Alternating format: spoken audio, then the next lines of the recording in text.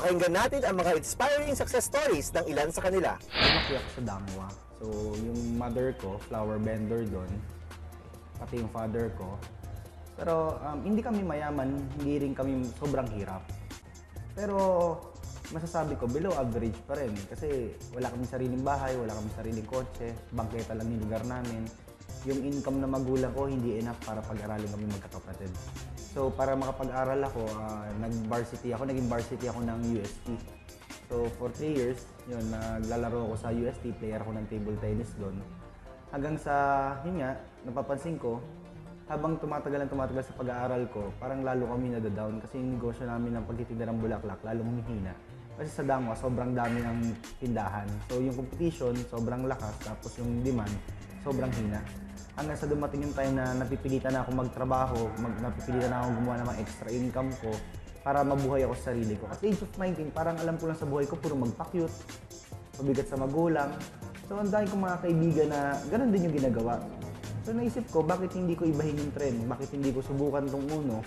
Hanggang yun, hanggang sa hindi ako dalawang isip, sinubukan ko si Uno. Hard work, syempre, sa lahat ng bagay, para masenso, kailangan mo hard work eh. Sipag, hindi siya madali, hindi rin siya mahirap. Kumbaga, normal lang kung ano yung nararamdaman natin sa labas. Hindi to easy money, hard money to, pero fast money. So, isang bagay lang naisip ko. Karirin ko siya, bilisan ko, hatawin ko talaga, sipag talaga ako. Kung ano lang naman yan eh, kung may pangarap ka, wag mong payagang hindi makuha yung pangarap mo. Lahat ng bagay makukuha natin basta wag lang tayo huminto. Halimbawa ako napunta sa Uno, hindi naman talaga ito yung buhay ko. Mahirap. Alam mo yun, yung tipong, akala ko yun na yung tipong kahirapan na hanggang doon na lang talaga na hindi ko na may ahon. So hanggang sa dumating sa point na sabi ko, kailangan ko taasin yung pangarap ko kasi unang-una.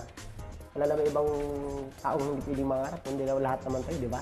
Pumunta ako ng Maynila, halos walang kakilala. Pumunta ako ng Maynila, hindi ko alam kung ano unang trabaho papasukin ko. Yun, awan ng Diyos naman, nagkaroon ako ng trabaho noon. Yun nga, yung una. Unang pinasok kong trabaho, naging gwardiya ako. So hanggang sa dumating sa time na, naalala ko noon, November 2009. Nadala ako ng kaibigan ko sa Uno.